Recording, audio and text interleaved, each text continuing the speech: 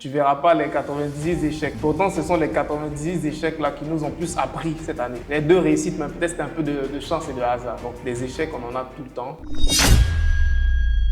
Gagner de l'argent en ligne, est-ce une arnaque ou encore quelque chose de possible? Le digital offre énormément d'opportunités et Ibrahim Kamara nous l'a montré.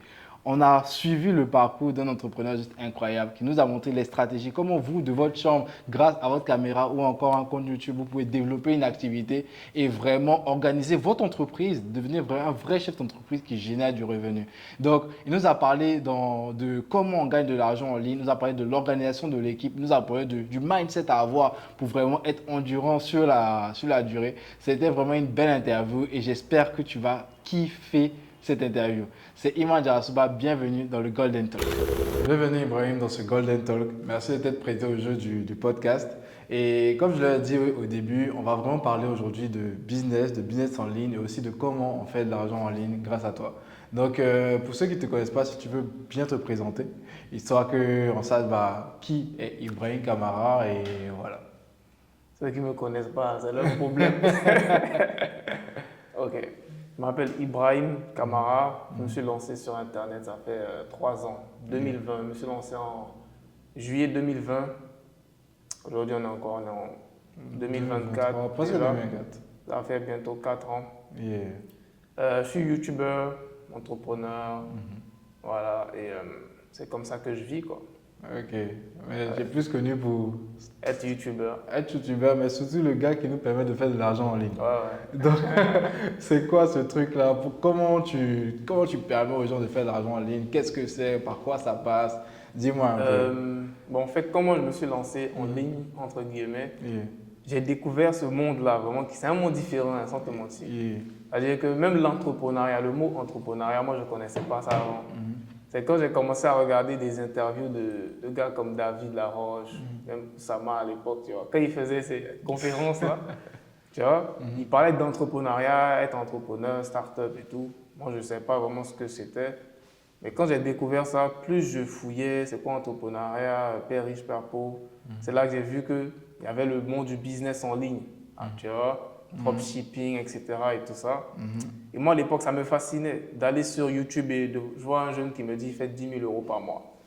Alors que moi, j'étais étudiant, hein, 10 000 euros, c'était mon salaire de 200. 10 000 euros, c'est quoi? 6 millions de francs CFA Ouais, environ? tu vois, C'est beaucoup, avec hein? mon job d'étudiant, c'est genre un salaire de 2 ans. Là, je me dis, mon salaire de 2 ans, lui gagne ça en un mois. Comment c'est possible, tu vois? Au début, tu ne crois pas, tu te dis, bon, c'est vrai. Qu'est-ce qu'il raconte lui? Quand il explique dans les concepts, ça paraît simple, tu vois. Il te dit, crée un site internet, tu prends un produit, si tel site, etc., tu vends et tout. Mais quand tu essayes, ce n'est pas aussi simple que ça. Mais dans les débuts, c'était un peu ça. Je découvrais le monde et tout du business en ligne. Et à chaque fois que je parlais de ça à quelqu'un, la personne me regardait avec un mot de « c'est intéressant tout ce que tu dis », tu vois. Alors que moi, je prends ça pour des acquis. Et j'ai longtemps été comme ça. C'est-à-dire que je connais des choses, des concepts, ou même j'ai même des expériences, même des compétences que je prends pour des acquis. Pourtant, il y a d'autres personnes que si elles savaient ça, elles allaient se dire « mais Ibrahim, c'est incroyable. Pourquoi tu ne m'as pas dit ça depuis ?» Donc c'est là qu'avec le temps, à force de discuter avec des gens, je me suis dit « bon, si en parlant à des amis, ça les impressionne, mais si je mets ça sur YouTube, C'est incroyable. c'est incroyable. » Tu vois. Mais t'as pas eu ce truc au début tu vois, cette petite peur avant de te lancer sur YouTube, c'est venu très naturellement chez toi. C'était pas naturel. Yeah. Si tu vas sur ma chaîne, tu verras ma première vidéo et demande-toi est-ce que c'était naturel ou pas. Je pense pas que j'étais naturel. J'étais juste dans ma petite chambre, tranquille. Tu vois. Et avec le temps, c'est venu. Mais malgré que je n'étais pas aussi naturel dans ma première vidéo, les gens appréciaient. Tu vois. Et c'est ça qui m'a boosté. Parce que toi-même, ton jugement que tu as de toi, c'est plus sévère que ce que les autres voient. Parce que toi, tu vas regarder tous les petits détails de ta vidéo. Mais quand quelqu'un regarde, c'est le message qui l'intéresse. Il s'en fout si tu t'es coiffé ou pas. Alors que moi, à l'époque, si je ne me suis pas coiffé, il ne fait pas de vidéo. Si je n'ai pas mes contours, il ne fait pas de vidéo. Mais les gens s'en foutent de ça, Ibrahim. Tu vois. Juste délivre ce que tu as à délivrer et puis c'est tout.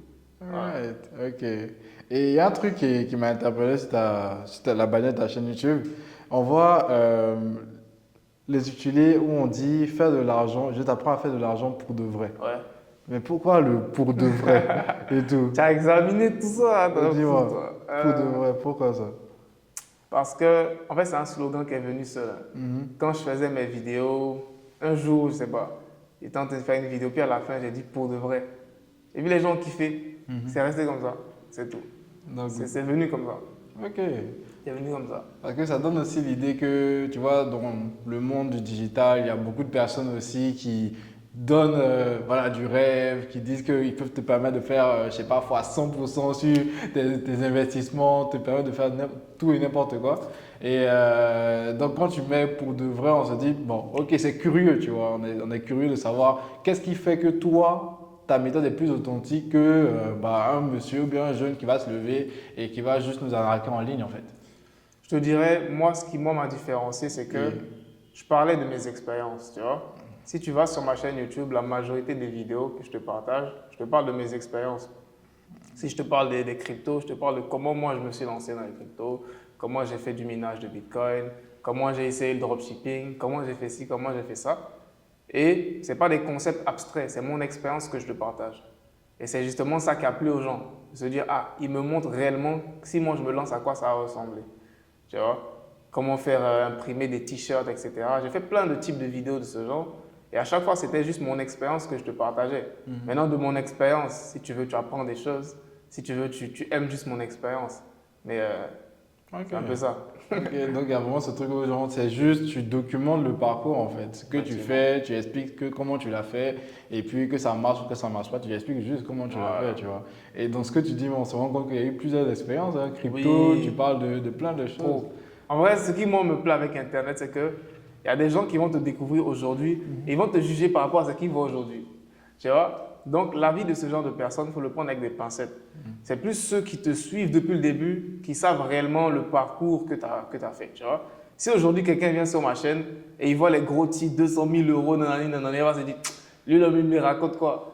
Mais pour quelqu'un qui me suivait depuis 2020, qui voyait quand je faisais des vidéos, je gagnais 10 dollars, 20 dollars, etc. Lui, il a suivi le parcours. Lui, il est admiratif. Il comprend. Tu vois? Il comprend vraiment la valeur du parcours. Mais quelqu'un qui vient d'arriver, qui m'a découvert cette année, lui, il va être en mode suspicieux. Est-ce que c'est vrai, etc. C'est sûr. Donc, l'avis des nouveaux, là, il faut le prendre avec des petites pincettes parce qu'ils ne te connaissent pas vraiment. Ouais. Ouais. Donc on vous invite, quand vous allez sur la chaîne d'Ibrahim, Regardez de toutes repartir les au vidéos. Allez début. au début. Regardez au début d'où il vient, comme il a commencé, quand il était bien coiffé, pas bien coiffé. Non, c'est top. Et tu sais, et aujourd'hui, donc, on est en Côte d'Ivoire et le monde digital, c'est quelque chose d'encore plus accessible aujourd'hui, surtout par rapport à la jeunesse. On sait que la Côte d'Ivoire, c'est 75% de jeunes de moins de 35 Voire ans, plus. voire plus, tu vois. Et derrière ça, c'est un marché qui peut être intéressant au niveau digital, mais on sait que YouTube, au niveau de la monétisation, il y a, que ça soit vrai ou que ça soit faux, hein, il y a des problèmes de monétisation et tout. Et ça rend la perception du fait d'évoluer dans YouTube quand tu es ivoirien un peu compliqué de ce que moi je vois. Toi, pourquoi tu te concentres sur ce marché-là? Est-ce que c'est ce genre de clients qui sont en Côte d'Ivoire, par exemple, que tu attires? Quel type de clients tu attires? Qui consomme vraiment ton contenu et qui va prendre tes formations, par exemple?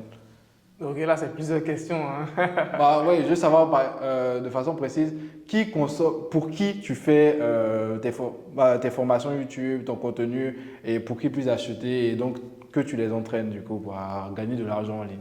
Pour Ok. qui?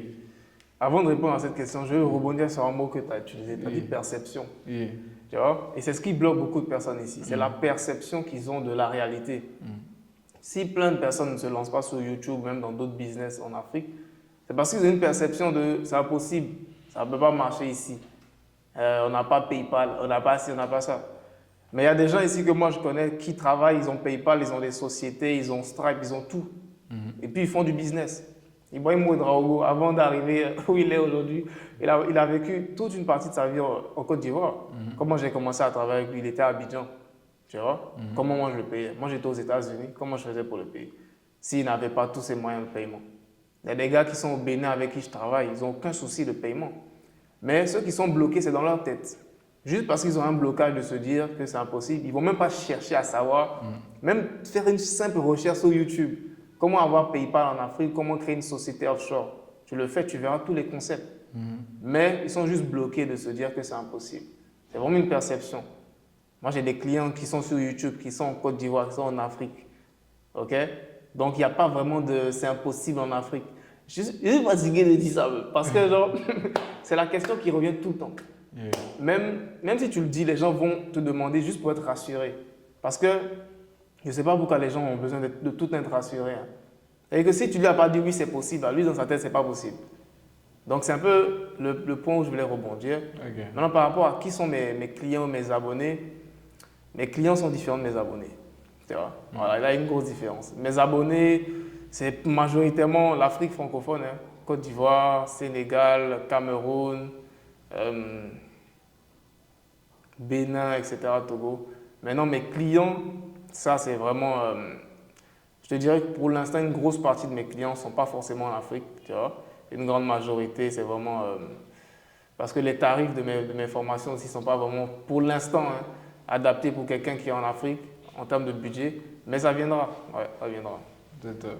Ouais. Alright. Donc, tu nous as montré déjà qu'il y a déjà une grosse différence entre ta base d'audience et ta base de clients. Et donc, après, on va essayer d'expliquer un peu. Parce que quand ils regardent les vidéos YouTube, la plupart des gens voient juste les vidéos. Ouais. Et ils ne comprennent pas qu'il y a aussi un business derrière. Et donc, on va faire en sorte de pouvoir vraiment expliquer cela. Parce que ça pourrait t'étonner, hein, tu vois. Les gens pensent que c'est uniquement YouTube, la monétisation. Ça ne m'étonne pas. Tu vois. Non, Parce mais que c'est réel. en vrai, comme je t'ai dit, moi, j'ai longtemps pensé que ce que je sais, les autres savent. Alors que c'est loin de là. Yeah. Les autres savent ce qu'ils voient. Et ce qu'ils voient, c'est YouTube Ok. et les vidéos. Et derrière ça, je sais que tu as eu différentes expériences avec donc, tes clients, des clients que tu as accompagnés Ouais. donc, à pouvoir lancer leur chaîne YouTube et Ouais. tout. Et toi, qu'est-ce que tu remarques dans leur mindset qui, selon toi, fait la différence entre une personne qui se lance sur YouTube, qui arrive à vraiment avoir de bons résultats, et quelqu'un qui, même quand il prend la formation avec toi où le contenu est qualitatif, il n'arrive pas à bien avancer. Donc, qu'est-ce qui fait la différence selon toi? C'est le mindset défaitiste. Hein. Parce qu'il y a des gens qui viennent dès le début et tu sais qu'ils ont déjà plein d'expériences passées, ils ont échoué à plein de choses. Donc, ces expériences, elles sont sur eux. Tu vois? Ils vont se dire, bon, j'ai déjà essayé le dropshipping, ça n'a pas marché. J'ai déjà essayé tel business, ça n'a pas marché. Bon, je me suis dit, bon, je vais juste prendre ta formation et puis je vais voir ce que ça peut donner. Tu vois? Quelqu'un qui vient avec ce mindset-là de se dire, je vais juste voir ce que ça peut donner, bah, est-ce que tu penses qu'il va réussir? Comparé à quelqu'un qui s'est dit, bon, Ibrahim, moi, c'est toutes mes économies, j'ai mis dedans, ça doit marcher. Donc, fais en sorte que ça marche. C'est deux types de personnes différentes. Quelqu'un qui se dit, je vais juste venir voir et puis voir si ça va marcher. Comparé à quelqu'un qui se dit, c'est toutes mes économies que j'ai mis, il faut que ça marche. Et pour te dire, j'ai eu à avoir des personnes qui m'ont payé genre 1500 € et qui n'ont même pas suivi tout le programme. Une personne qui met autant d'argent et qui ne le prend pas au sérieux, je me dis, le mindset, il est différent. Tu vois, est-ce que tu accordes de la valeur à ton argent? Je ne sais pas forcément. Donc, il y a vraiment une grosse différence au niveau du mindset aussi. Ouais. Ah, c'est vrai que c'est un point qui est clé. Et une chose que je vais ajouter derrière ça, c'est que il est bien vrai qu'on peut se dire qu'une personne chez qui on va prendre une formation, ça va être la personne qui va t'aider à avancer comme tu le veux, tu vois. Mais il y a une part de responsabilité à avoir dans ce processus-là. C'est toi qui décides vraiment t'engager, de suivre les appels, de suivre les coachings, de suivre les cours et puis d'appliquer ça vraiment.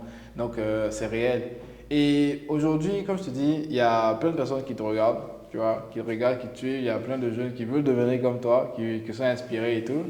Et toi, quand tu regardes un peu comment ces jeunes-là se comportent et tout, et si tu pouvais leur donner, on va dire, quelques étapes qu'ils pourraient suivre pour commencer à rentrer dans le monde du digital, dans le monde du business en ligne et vraiment s'immerger dedans, qu'est-ce que tu leur conseillerais? Donc, arrêtez le paya. C'est ça qui finit leur argent, frère. Parce que moi, je ne vais pas te mentir, avant de revenir à Abidjan, j'ai fait 5 ans sans être ici, tu vois, pour les études, etc. Donc, j'avais plus forcément, je ne connaissais pas la mentalité des jeunes d'ici. Donc, nous, on est là-bas, on se dit, ah, les jeunes d'ici, ils se cherchent, ils ont besoin d'argent, etc. On veut les aider. Mais quand je suis venu à Abidjan, que j'ai vu les sommes que les jeunes là dépensent juste pour kiffer, j'ai dit, mais les gars, là, ils ont de l'argent. Ils ont assez d'argent. Donc, moi, je pensais que mes formations étaient chères. Quelqu'un qui va en boîte de nuit dépense plus de 300 000 la soirée, c'est qu'il a de l'argent. Tu vois? Il a vraiment de l'argent. Donc, quelque part, les jeunes ne sont pas en manque d'argent ici. Du moins, une minorité, je ne vais pas généraliser, mais c'est juste que ça ne les intéresse pas forcément. Voilà, on va être honnête. Ceux qui sont intéressés par l'entrepreneuriat, réussir le mindset, il y a une minorité. Mais les autres, ça ne les intéresse pas forcément. Et je ne suis pas du genre à vouloir forcer une mentalité sur un groupe de personnes. Ceux qui sont intéressés, tu les vois. Même toi, quand tu fais tes événements, il y a une minorité de jeunes qui viennent. Voilà, tu ne forces pas d'autres jeunes à venir. Ouais. Ceux qui sont intéressés viennent. C'est pareil pour mon contenu. Ceux qui sont intéressés regardent, ils s'intéressent. Et à eux, je dirais, ils sont déjà sur la bonne voie. Hein, tu vois. C'est des jeunes, ils veulent réussir, donc ils vont chercher les moyens. Ils vont savoir si je n'ai pas PayPal, comment je fais pour trouver. Ils vont trouver une solution. Si je n'ai pas de société, etc., ils vont trouver une solution. Donc moi, c'est plus sur ce genre de personnes-là que je vais me concentrer. Et les autres, là, chacun son mode de vie. Voilà. Yes, on leur souhaite bonne chance. Voilà. Et tu vois, c'est vrai, man, parce que ce podcast, on le fait, on veut le développer et on veut qu'il touche plein de personnes. Mais les personnes qui vont regarder par curiosité, il y a d'autres qui vont regarder en apprenant, il y a d'autres qui vont vraiment prendre des notes, dire ah, qu'est-ce qu'il a dit. Et on voit toujours différents types de personnes. Maintenant, il faut savoir à qui tu t'adresses réellement, tu vois. Nous, on sait qu'on ne peut pas changer le mental de tout le monde, mais on veut se montrer que pour les gens qui veulent vraiment avancer, qu'il y ait une voie en fait. Et c'est pour ça que je prends le temps vraiment de te remercier encore pour le temps que tu accordes à ça, parce que c'est super important de montrer cela.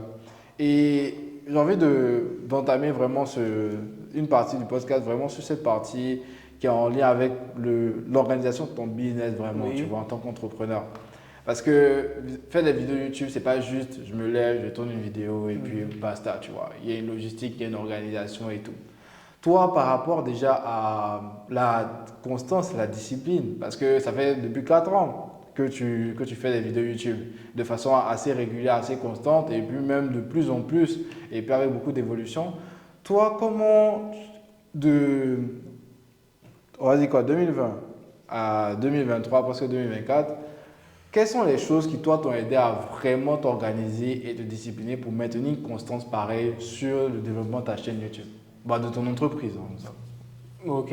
Moi, je te dirais, j'ai connu plusieurs périodes, tu vois, comme tout entrepreneur.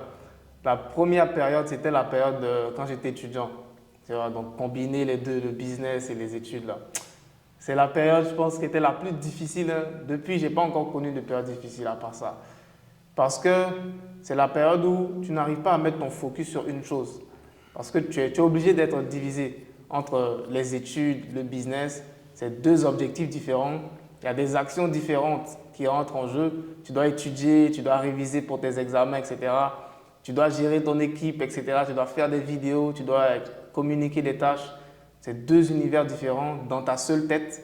C'était vraiment difficile, sans te mentir. Et bon, on s'appelait à l'époque, hein, et pleurait dans tes oreilles. Tu vois? Et quand j'ai passé cette période, on va dire, j'ai fait un reset, comme on dit, un vrai reset où je me suis dit, je suis allé à Bali. Je me suis dit, bon, là, j'ai fait en mode les moines chinois, et m'isoler pendant au moins 6 mois. Vider ma tête d'affaires d'école. Vider ça de ma tête, c'est plus mon identité. Tu vois? Je recrée une nouvelle identité. Je suis entrepreneur, c'est ça ma vie. Tu vois? Parce qu'avant, j'étais entre les deux. Je connais les parents. Ok, les parents africains, il faut faire master, il faut faire doctorat, faut avoir 15 diplômes. Tu vois? Donc, quelque part, c'était encore dans le coin de ma tête. Est-ce que je ne vais pas retourner faire un master? Nanana, tu vois? Et il fallait que je me décide. Est-ce que je vais continuer cette route je suis 100% entrepreneur. Si je veux, après, je veux faire un master, mais ce n'est pas forcément dans mes projets. Tu vois, donc j'ai dû vraiment recréer cette identité. C'était un travail de mindset, hein, tu connais. C'est un travail de mindset. C'est vraiment te convaincre et te persuader que, écoute, tu fais un choix. Si ça marche, ça marche. Si ça ne marche pas, ça marche. Tu vois, c'est ça ou ça, tu vois. J'aime bien. Et je me suis mis à fond sur ça. Et depuis là, au fur et à mesure, le cerveau humain, tu connais que le cerveau humain il est magnifique. Hein?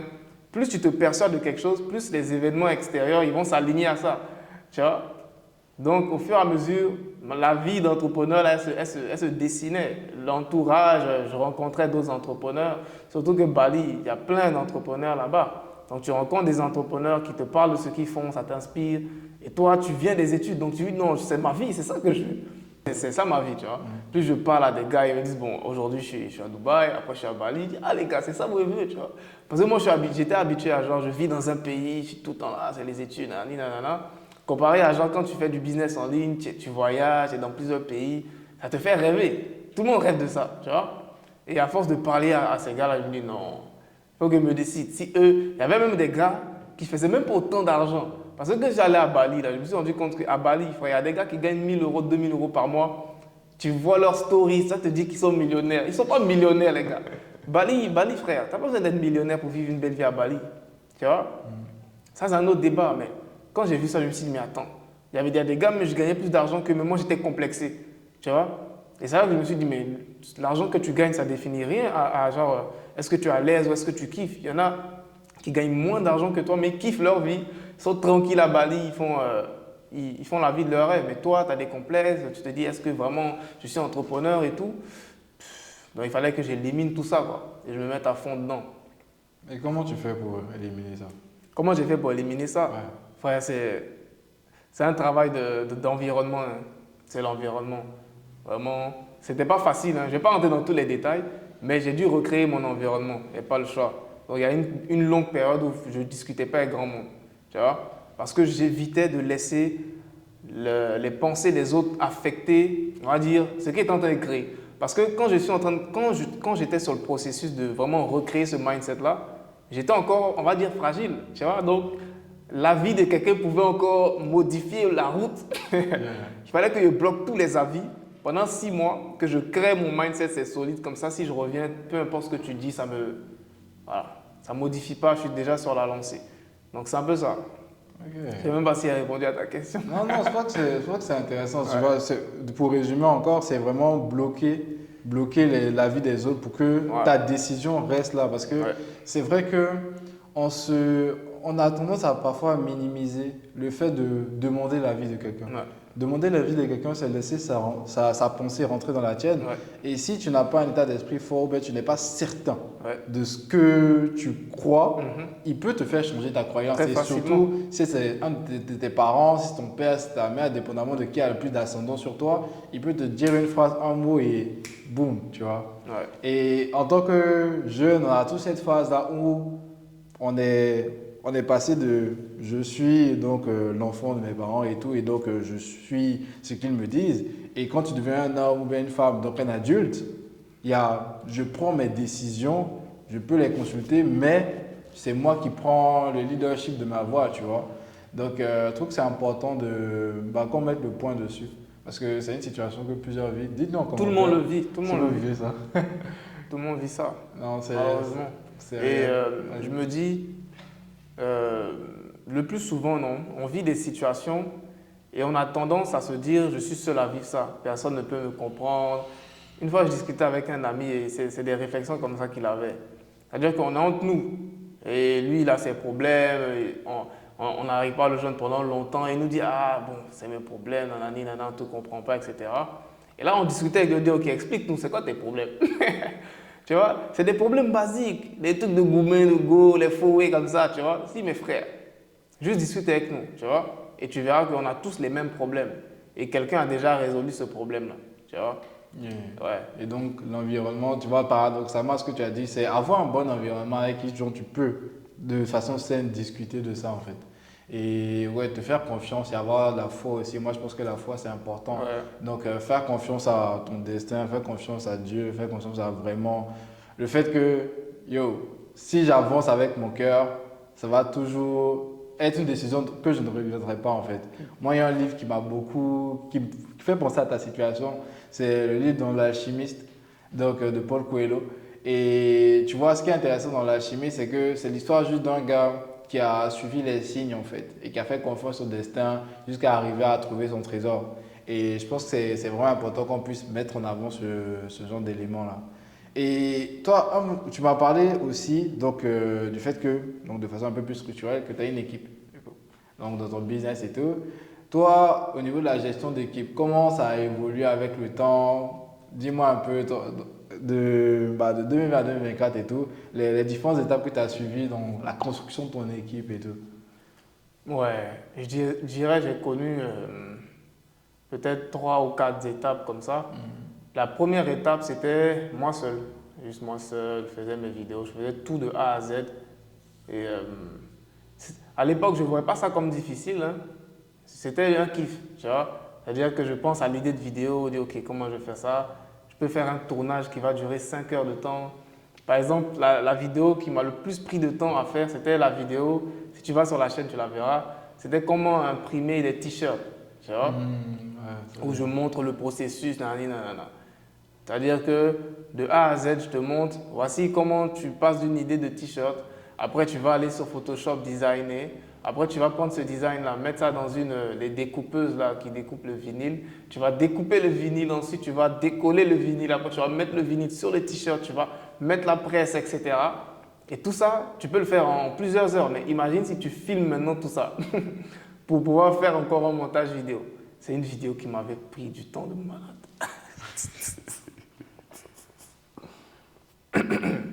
C'est une vidéo qui m'avait pris du temps de fou et j'ai aimé la faire. J'ai aimé la faire. Maintenant, après, j'ai passé cette période-là. Je suis entré dans la période où j'avais des freelances qui m'aidaient. Donc, dans le montage vidéo au début, après le design pour mes miniatures. Donc, on était 3 pendant au moins, je pense, 6 mois. On était juste 3 pour mes miniatures et mes montages vidéo. Ça a suffi pendant 6 mois. J'étais pépère. Maintenant, là où j'ai commencé à aller plus loin, c'est quand je commençais à vendre des produits, tu vois. Parce qu'au début, frère, ce n'était pas mon truc, hein. Moi, je connaissais comment créer un site internet, mais je ne connaissais pas comment créer un site internet qui allait convertir des ventes. Et ça, je me suis rendu compte de la différence quand j'ai fait mon premier lancement. Dans ma tête, c'était juste, tu fais une page, les gens vont payer.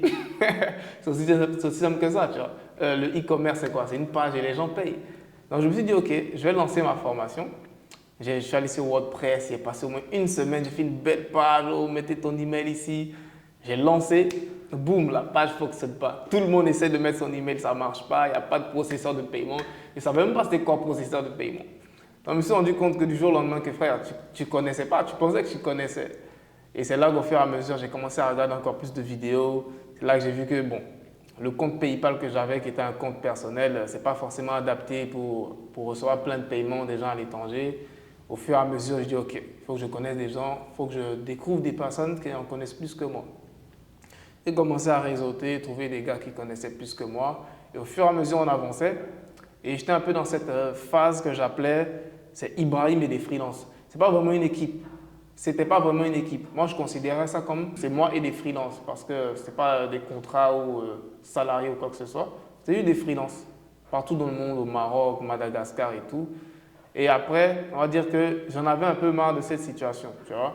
Parce que quand tu travailles que des freelances, tu n'as pas la main mise sur eux, tu vois. Il n'y a pas de stabilité. Ils ont plusieurs clients, ils ne respectent pas tes deadlines, etc. Et moi, je ne pouvais pas aller loin avec les ambitions que j'avais avec une telle organisation. Donc, il fallait que je shift de Ibrahim et des freelances à une équipe, tu vois. Et c'est là le processus qui coûte, très coûteux, parce que tu fais des erreurs. Tu recrutes des gens qui travaillent pour toi, mais au final, ce n'était pas ce que tu voulais. Mais tu les as déjà payés pendant 6 mois. Tu vois, il y a des erreurs que tu fais comme ça pendant ce processus de créer une équipe. Parce que quand tu as des freelances, ça c'est moins de risques. Tu le payes, il fait une vidéo, ça ne te plaît pas, bon, tu cherches quelqu'un d'autre. Mais quand c'est quelqu'un qui s'engage avec toi, tu le payes chaque mois, même si le travail qu'il fait, ce n'est pas forcément ce que tu recherches, parce que tu es obligé d'être patient pour voir est-ce que tu vas le former pour qu'il atteigne le niveau que tu souhaites. Mais au bout de 2-3 mois, tu vois qu'il n'atteint pas le niveau, mais tu l'as déjà payé pendant 3 mois. Donc, on va dire que c'est dans ce processus-là qu'on est toujours. Hein. Voilà, donc on doit être en ce moment une dizaine. Tu vois. Tout le monde n'est pas à plein temps dans l'équipe. Il y a encore quelques freelances, mais on est encore dans ce processus on passe de Ibrahim et des freelances à une équipe. Et vraiment, on est engagé sur un projet, on n'est pas distrait sur voilà, plein de choses. Ok. C'est ça. Et je pense que ce serait intéressant de mettre le point sur cette partie-là. Donc, entre quand tu es avec tes freelances et quand tu avais une équipe, pour toi, c'est quoi qu'est-ce qui fait une équipe réellement? Qu'est-ce qui fait une équipe dans une entreprise? À quoi ça ressemblerait idéalement une équipe, vu que tu m'as dit que tu es en construction? Moi, selon moi, ce qui fait une équipe, c'est l'engagement, tu vois. C'est l'engagement autour d'une mission, d'une vision. Et ça, la majorité des entreprises ou même des entrepreneurs, je dirais, ne l'ont pas forcément. Tu vois, toi, tu peux avoir la vision de voici ce que je veux construire pour mon business, tu es, très motivé et tout, mais tes freelances, là, ils sont juste en mode bon, on va faire du travail, tu vas nous payer tranquille. On n'est pas dans tes affaires de ta vision pour construire un monde meilleur. Nous, on n'est pas dedans. Tu vois, ils ne vont pas te le dire clairement, mais dans leur manière d'agir, tu comprends qu'ils ne sont pas forcément dans ça. Donc, tu ne vas pas forcer la vision sur eux. Tant qu'ils font ton travail, tu es à l'aise. Tu vois? Du coup, selon moi, une équipe, une vraie équipe, c'est quelque part, on est tous alignés dessus. Mais ça vient avec le temps. Et c'est à toi, le chef, de véhiculer ça. Donc, dès les débuts, quand je recrute quelqu'un, je mets ça dans sa tête. Regarde, moi, j'ai une entreprise un peu différente. Tu vois, certes, tu vas travailler, je vais te payer, mais je veux vraiment quelqu'un qui sera engagé. Tu vois, on sera engagé, ça ne sera pas facile tous les jours. Donc, il faut que tu sois prêt. Ça sera vraiment beaucoup d'efforts. On veut des gens engagés qui veulent vraiment aller avec nous sur le long terme. Je ne cherche pas quelqu'un qui va venir travailler 1 mois, 2 mois, se faire un peu d'argent et partir. Moi, ça ne m'intéresse pas. On est obligé d'être clair au début par rapport à ces termes-là quand on recrute. Et après, ça crée une équipe. Hein. Surtout, moi, on va dire que je remarque l'importance d'une équipe dans les moments difficiles. Dans les moments difficiles, quand tu as des freelances, ils s'en battent les couilles. Les freelances, ils veulent leur argent, ils se barrent. Tu vois? Mais quand tu as une équipe, même quand c'est difficile, ils sont là. Ils disent, OK, c'est difficile, c'est là maintenant qu'on va te prouver que, frère, on doit aller chercher du cash. Et ils vont travailler d'arrache-pied. Tu vois? Et c'est ça une vraie équipe, selon moi. Yeah. Ouais. Shout-out à l'équipe de Brahim, du coup, et à mon équipe en passant. Et non, je trouve que c'est bien, parce que je sais que beaucoup d'entrepreneurs ont ce problème-là de déléguer, passer la main à des employés, à des personnes, travailler avec des gens recrutés, bien recrutés. Parce que comme tu l'as dit, tu peux recruter quelqu'un sous base de la base pécuniaire, donc je vais te payer et puis ça va passer et tout. Mais il faut que la personne soit engagée en fait ta vision et ta mission. Et moi, il y a une chose que je fais qui a été vraiment game changer dans mes recrutements, c'est que je leur parle de ma vision, mais je parle beaucoup de eux, leur vision à travers ma mission. Comment, à travers la mission qu'on est en train de bâtir, de poursuivre, eux, ils vont pouvoir réaliser eux, leurs rêves en fait. Et donc, j'ai remarqué que ça fait aussi un shift parce qu'ils se disent, ah, on travaille avec lui, je vais pouvoir devenir ce que je veux devenir. Et ça apporte un autre niveau d'engagement. Donc, je veux l'aider à accomplir sa mission et je veux en même temps, et je sais qu'en l'aidant, je vais accomplir aussi moi ma mission. Et je trouve que c'est vraiment intéressant de vraiment faire cette distinction-là et pas juste baser les choses sur l'argent. Parce que des fois, même au début, tu n'as pas les moyens, tu vois. Tu n'as pas les moyens, pour beaucoup d'entreprises, tu n'as pas les moyens d'engager une équipe, d'engager beaucoup de personnes. Ça coûte énormément d'argent. Mais ce qui va faire vraiment la différence entre même quelqu'un qui peut avoir l'argent, il ne peut pas avoir l'engagement, tu vois, il peut avoir forcément l'engagement. Oui. Mais si tu peux avoir l'engagement, demain, Inch'Allah, tu peux avoir l'argent, tu vois, et puis te permettre d'avancer. Donc, je trouve que c'est vraiment important de mettre l'accent dessus. Donc, je te remercie pour ça. Et toi, tu as parlé de ce support système là, quand ça ne va pas et tout. Parce que ça arrive. Bien sûr. À tout le monde et tout. Tout le monde. Toi est-ce que tu as, à part ton équipe, il y a un autre support système que tu utilises pour vraiment t'aider à te relever? Comment tu fais dans les moments où c'est difficile? Tu vois, surtout que voilà, on est jeune, voilà, on n'a pas forcément. Bon, ça dépend de tout un chacun. Mais toi, c'est quoi ton support système? Qu'est-ce qui t'aide à tenir?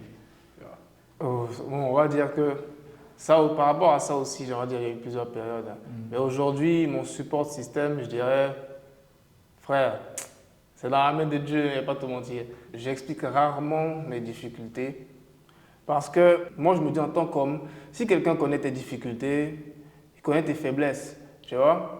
La dernière personne à qui je peux expliquer mes difficultés, ça sera ma partenaire, tu vois. C'est vraiment la dernière personne. Là encore même, on ne va pas tout lui dire. On ne sait pas tout on dit. Tu vois. Mais voilà, c'est ça. C'est-à-dire que je m'évade et je me dis, j'oublie tout. C'est dans la main de Dieu, frère. Il y a des situations, même plus tu penses à ça, tu te dis, mais comment je vais régler? Tu ne trouves pas de solution. À quoi ça sert de te fatiguer pour penser à ça? Tu laisses tomber, tu fais ce que tu peux faire. Donc vraiment, avant, on travaille ensemble, tu vois. Donc le travail qu'on a fait, ça m'a aidé pendant une période, sans te mentir. Ça m'a aidé pendant la période où j'étais aux études et tout, vraiment pour avoir un shift de mindset. Mais une fois que j'ai eu le shift de mindset, j'ai eu l'impression que c'était comme... ça ne m'aidait plus autant, tu vois. Ça ne m'aidait plus autant et c'est vraiment ça, quoi. C'est Dieu, bro. C'est tout. Moi, je ne suis pas un gars qui communique pour dire, ah, j'appelle ma maman, mon papa, j'ai tel problème. Ils n'ont aucune idée. La majorité des choses, là, c'est dans mes vidéos qu'ils apprennent ça, malheureusement, tu vois. Donc, c'est un peu ça. Ouais. Ouais. Non, non, c'est intéressant. Et tu vois, j'entends beaucoup ça. Tu vois, les entrepreneurs, même les gens, surtout les hommes et tout, on est beaucoup dans ça. Comment traiter nos émotions et puis avancer malgré ça. Et je trouve que ce côté-là, tu vois, avoir un certain détachement et puis la foi, moi, c'est quelque chose qui m'aide beaucoup. Et je veux parler un peu de ce sujet-là parce que tu as ouvert une deuxième chaîne YouTube, donc une chaîne YouTube secondaire où j'ai vu que tu t'ouvrais beaucoup plus sur des sujets que tu n'abordes pas sur ta chaîne YouTube principale, donc comme la religion, le business, plein de choses et tout. Et parle-moi un peu de la place de la foi dans ta vie, tu vois, en tant que jeune, en tant qu'entrepreneur aussi. Toi, comment ça t'aide à avancer?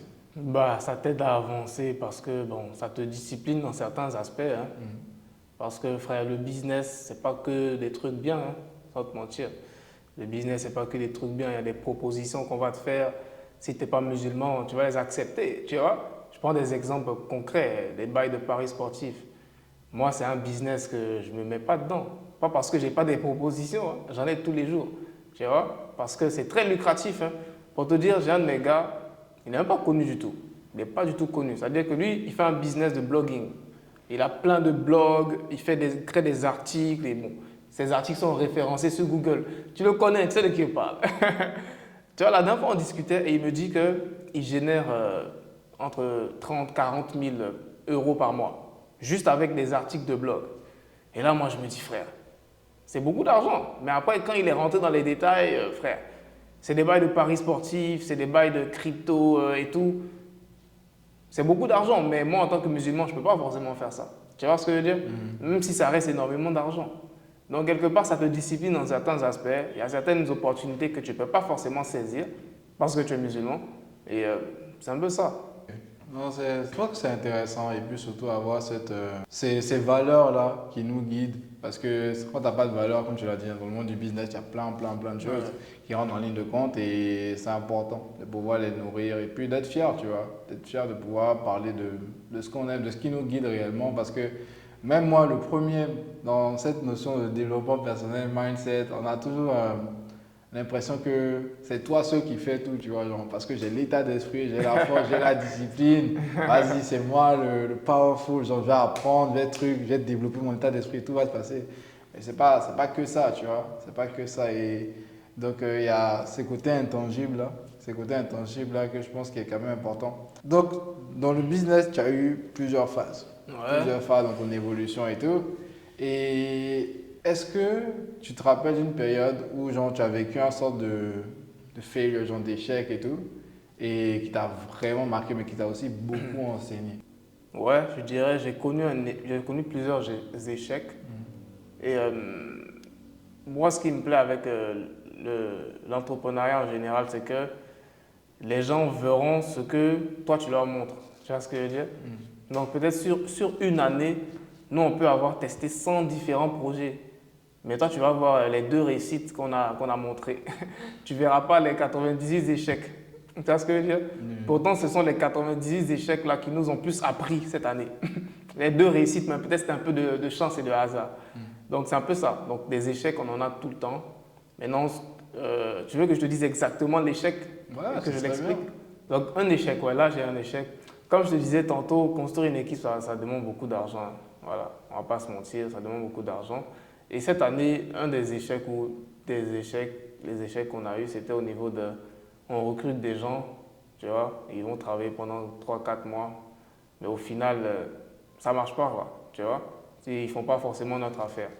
Du coup, c'est comme tu as payé quelqu'un pendant 3 4 mois, ou même 6 mois, et puis après, tu es obligé de chercher quelqu'un d'autre, tu vois. Et ça, c'est les échecs que toutes les entreprises rencontrent. Mais je me dis, une multinationale, frère, ils ont assez de cash. Tu vois, donc si on a travaillé avec toi pendant un an, ça n'a pas marché, bon, on trouve quelqu'un d'autre. Mais un entrepreneur qui fait tout de ses fonds propres, c'est différent. Tu vois ce que je veux dire? C'est différent en termes d'impact que ça peut avoir sur toi de manière financière et tout. Parce que nous, on n'est pas des startups, hein. On n'a pas d'investisseurs. Donc c'est vraiment différent. Donc c'est un peu le genre d'échec qu'on a pu avoir cette année. On prend un coach pendant plusieurs mois, après ça ne marche pas. On prend tel monteur vidéo pendant des semaines et on le paye mais ça ne marche pas, etc. Donc c'est les échecs qui te font apprendre. Et là, quand tu recrutes, maintenant, tu sais exactement qu'est-ce que je dois regarder quand je recrute des gens. Je ne vais pas juste regarder ce qu'il me dit qu'il sait faire dans son CV. Ça compte plus.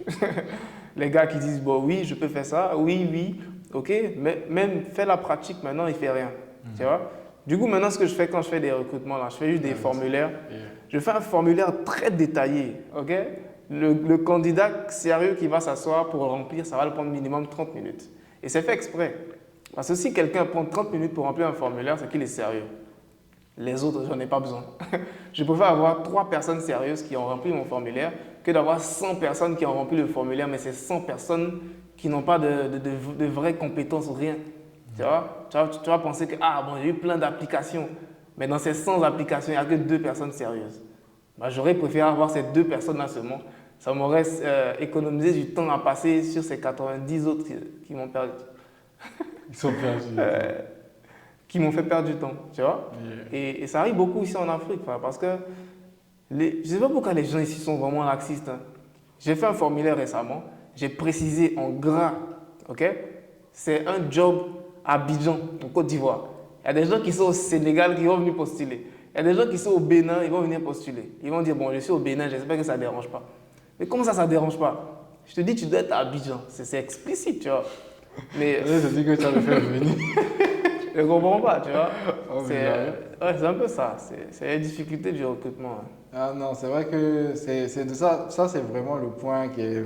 Je pense que c'est quand tu es dans le business que tu comprends. Ouais. Tu vois que c'est les gens qui font vraiment ton Bien sûr. entreprise à un moment, tu vois. Bien sûr. Et si la qualité des personnes que tu es capable d'attirer et puis de décerner aussi, tu vois, c'est quelque chose qui se fait, je pense, avec le temps, l'expérience. Et ouais, il faut tomber pour pouvoir mieux apprendre. Donc, Oui. non, donc c'est carré, c'est carré. Et tu vois, genre, il y a toutes ces questions. Et je pense que ça doit venir dans la question d'un des abonnés du coup. C'est aujourd'hui, Ibrahim Kamara, tu me parles d'équipe, tu me parles de formation en ligne, tu me parles de toutes ces choses-là. On voit même que tu as un studio dont tu vas nous parler tout à l'heure. Aujourd'hui, comment ça va, genre, avec le business et tout, financièrement, comment tu te sens et tout, est-ce que tu es à l'aise, est-ce que tu vis de ton entreprise? Non, dis-nous un peu ça, tu vois, parce que je sais que 4 ans, c'est relativement court par rapport à l'évolution d'un business Bien et sûr. tout, et derrière ça, il y a quand même des choses qui ont été mises en place. Donc, je vais lui donner une perspective sur comment ça va, et toi, à ce niveau-là. Dieu merci, hein, comme on dit. Ça va. Ça va, Ouais. développe. Bah, ça va, je vis de. En vrai, moi, j'ai commencé à vivre de YouTube. Pour vivre d'Internet, tu as besoin de combien par mois? Soyons sérieux. Tu as besoin de combien? À partir de 2000 euros, tu vis. 2000 euros. 2000 euros, tu vis, frère. Yeah. Et moi, quand j'ai commencé à faire 2000 euros, j'étais encore aux States, aux études, frère. Ton coaching, là, c'était combien? Faut dire aux gens combien il m'a taxé pour un coaching. Je sais même plus. Tu vois? Mais à l'époque, je gagnais déjà bien. Ouais. Tu vois? Donc, même quand j'ai fini les études, je faisais au moins minimum. Si je faisais rien par mois, c'était 4000. Si je faisais vraiment rien, un mauvais mois pour moi, c'était 4000. Tu vois? Donc, on peut dire que je vivais déjà bien. Et ça fait déjà 2 ans. Donc, voilà. Ok, donc il parle de vraies choses. C'est pas comme les personnes qui vont venir vous dire, donner plein de conseils. Eux-mêmes, ils n'arrivent pas à avancer, tu vois. Et donc, c'est ça que je trouve important. Et ce que j'admire beaucoup de toi, Ibrahim, c'est vraiment ce côté-là où tu es très transparent. Très transparent avec ce qui se passe et ça peut étonner. Pour l'anecdote, tu as fait partie des conférenciers de ma dernière conférence dans Golden Impact et les gens étaient choqués, tu vois. Les gens étaient choqués. Déjà, c'était ta première conférence, t'as tué, tu vois, c'était ouf. Mais ils étaient choqués d'entendre les chiffres que tu sortais, mais aussi la conviction, la sérénité genre, avec laquelle tu parlais. Parce que dans le prisme ici social, c'est des sommes qui sont incroyables, tu vois. Genre du 2000 euros, c'est plus d'1 million de francs CFA, je pense. Et tout, et 4000 euros, donc c'est le double, quoi. Donc c'est vrai de 2 millions et tout. Et des cadres ici ne gagnent pas ça, tu vois. Mais c'est pas comparable. C'est pas comparable. Tu peux pas comparer le salaire, un salarié à un entrepreneur, frère. C'est ça. Le patron du cadre, il gagne combien par mois? Il gagne beaucoup. Non, c'est le point, tu vois. Mais les gens, ils n'arrivent pas, parce qu'il y a beaucoup ce côté où on pense encore que le digital, ça peut être, même si on a un truc, on a un business, on a un taf, ça peut être un peu du side, tu vois, du side business et autres. Et ici, dans l'écosystème, depuis que je travaille ici, il y a beaucoup cette notion de je veux quand même ma stabilité, genre d'avoir un emploi encore et développer mon petit business à côté, tu vois. Et donc, il y a la valeur de ah, socialement, le fait d'avoir un emploi, c'est intéressant, ou bien encore, j'ai gravi des échelons, ce genre de choses-là. Mais c'est dans la tête de tout le monde de se dire que, et c'est clair, hein, tout le monde se dit, je vais lancer une activité, je vais lancer un business parce qu'on sait que c'est pas ton salaire qui va te permettre de pouvoir assurer un lifestyle de fou, tu vois. Sauf si tu es quand même patient ou bien que tu as des parents qui te permettent de pouvoir assurer un certain lifestyle. Et aujourd'hui, le digital, comme tu le dis, c'est une opportunité de pouvoir vraiment, vraiment capitaliser. Est-ce que toi, tu as un exemple d'une success story dont tu es fier, tu vois? C'est-à-dire un jeune qui a commencé, qui avait ses ambitions et qui a réussi, tu vois, à développer quelque chose grâce à ta formation, à ton accompagnement. Donc, tu peux nous parler un peu de ça, s'il te plaît? Frère, moi, c'est les gars de mon équipe, hein. Je ne vais pas citer leur nom, mais il y a plein de gars de mon équipe, juste en quelques années, ils ont fait des chiffres. Eux-mêmes, ils sont fiers d'eux, tu vois. Je vais dire leur nom, et dis leur nom, voilà. Vas-y, parle. Allez les chercher, il y a Calisto, il y a Ibrahim que tu connais, frère. C'est des gars, aujourd'hui, peut-être que les sommes qu'on fait dans notre business, c'est devenu normal. Mais avant qu'ils se lancent dans le business en ligne, c'était des sommes qui se disaient, mais c'est les autres qui font ces sommes-là. Tu vois? Par exemple, Canisto, c'est un copywriter. Lui, il écrit des pages de vente. Il écrit des emails de vente. Tu vois? Des emails de vente qui génèrent des milliers d'euros. Tu vois? Aujourd'hui, c'est son quotidien. Il a plusieurs clients, il écrit des emails de vente et ça génère plein d'argent pour les gens. Mais quelque part, aujourd'hui, lui, c'est un acquis, c'est normal. Tu vois, mais il y a peut-être 2 ans, est-ce que ça vaut 2 ans même que Canisto s'est lancé? Je pense 2 ans. Hein. Ça fait à peine 1 an qu'il a créé sa société et tout ça, tout ça. Je pense que c'est au début de l'année qu'il a fait ça. C'est l'année passée qu'il avait commencé à se former avec Ibrahim et tout. Donc dis-toi que je ne vais même pas aller chercher loin, même les gars de mon équipe, même juste c'est la preuve, c'est tout. Right. Voilà. Ah, Et donc- j'ai des gars de mon équipe, ils sont au Bénin, ils sont au Côte d'Ivoire, ils sont au Togo. Mon monteur vidéo, Joël, c'est la preuve. Ça, c'est la plus grosse preuve même. Tu connais Joël, non? Je connais Joël. Tu as vu le parcours de Joël? Ouais, c'est Tu ouf. sais avec qui il travaille maintenant? Je sais qu'il a fait un truc pour Philippe, il a fait un truc pour les gros youtubeurs, tu Oui, vois, les gros tu vois. youtubeurs maintenant, yeah. Aujourd'hui, Joël a une équipe, il a des monteurs au Togo là-bas. Et puis je vais être taxe. Et ça fait même, ça fait même pas 1 an qu'on s'est lancé avec Joël. Ça fait même pas 1 an. J'ai commencé à travailler avec Joël en octobre 2022. En octobre. Bon, ça fait 1 an, ça fait 1 an. Ouais. On a commencé à travailler en octobre. Quand je l'ai recruté, au début, moi, je voulais quelqu'un qui allait me suivre partout dans le monde. Tu vois, non? Genre, si je voyage, mon monteur avec moi, il m'a dit, OK, ça ne le dérange pas. C'est là qu'il est venu. Quand je suis venu à Abidjan, il est venu avec moi à Abidjan. Il vivait avec moi pendant. Il est resté avec moi longtemps, hein. Je pense au moins 6 mois. Il est resté avec moi à Abidjan, on taffait, frère, j'étais sur son dos, fait mes vidéos comme ça. Tu vois? Mais frère, ça l'a servi, ça le sert aujourd'hui, tu vois? Il a appris énormément, tu vois? Et je me dis, les meilleurs exemples, c'est ceux qui sont autour de toi. Si tu arrives à réellement changer la vie de ceux qui sont autour de toi, c'est que vraiment c'est une vraie réussite. Yeah, for sure. Non, je suis totalement d'accord avec toi. Et il y a un jeune qui nous regarde aujourd'hui. On a dit peut-être environ, il a quoi? Peut-être 3 000, 5 000 euros aujourd'hui, comme ça. Et Un jeune qui a 3 000 euros, il 3 000 est euros, riche. c'est beaucoup, il a de l'argent. Bon, on va dire il a de l'argent, tu vois, et qui veut investir, il veut commencer à développer genre, le même parcours que le tien, donc développer YouTube, donc créer un business en ligne et tout. Toi, qu'est-ce que tu veux recommander? Quel serait le process qu'il doit suivre pour vraiment se développer sur YouTube et commencer à gagner de l'argent avec? Bon, moi, je dirais, le conseil que je donne à un jeune qui veut se lancer sur YouTube, c'est déjà de voir quel genre de niche il va choisir sur YouTube, de quoi il va parler, ce sera quoi sa thématique. C'est vraiment un pilier important, hein. Voilà, la thématique et aussi par rapport à cette thématique-là, c'est qu'est-ce que tu vas partager réellement aux gens, si tu as des expériences par rapport à ça, si tu dois acquérir des expériences et tout. Ce qui bloque beaucoup de personnes de se lancer sur YouTube, c'est le syndrome de l'imposteur, comme ça que moi j'appelle ça. C'est le syndrome de l'imposteur, c'est se dire, est-ce que moi je suis légitime de parler de tel sujet? Est-ce que moi je peux m'exprimer sur ça? Qu'est-ce que j'ai fait pour que je m'exprime sur ce sujet? Ça bloque plein de gens sur YouTube, mais moi je me dis, frère, personne n'est réellement un expert, hein, ok? Même ton expert favori, il s'est construit pour devenir à ce niveau-là. Ouais. Personne n'est né, je suis expert quelque chose. On a tous appris. Même moi, quand je me suis lancé sur Internet, ce n'était pas mon but d'être expert YouTube ou être même formateur YouTube. Moi, je partageais juste mes trucs de business que je faisais, mon entrepreneuriat. Mais c'est avec le temps, j'ai vu que, Mes stratégies YouTube, là, ça intéresse les gens, puisque moi aussi, je grossis rapidement. Donc, quelque part, il y a un truc à faire. C'est là que je me suis concentré dessus. Donc, le conseil, c'est trouve une thématique sur laquelle tu veux t'exprimer sur YouTube. Tu n'es même pas obligé de te montrer. Okay? Il y a des gens qui sont sur YouTube. J'ai des élèves qui sont sur YouTube, qui font des vidéos, que ce soit des vidéos sur la coiffure, des vidéos sur la cuisine. Ils ne se montrent pas. Certes, ils montrent ce qu'ils font, mais pas leur visage, quoi, tu vois? Et ça marche aussi bien. Donc YouTube, que tu te montres ou pas, il y a plusieurs moyens de faire de l'argent avec ça. Mais ne te sens pas comme un imposteur, hein, parce qu'on est tous des imposteurs. Non, Voilà. non, c'est réel, c'est réel. Et vraiment, c'est ce que, comme je t'ai dit, genre, ce qui m'a poussé à vouloir faire ce podcast avec toi, Ouais. c'est vraiment ce côté-là, comme je dis, déjà transparent. Le parcours, il est authentique. Tu as de vrais résultats. Et tu le demandes bien, tu vois, en créant des choses aussi en physique.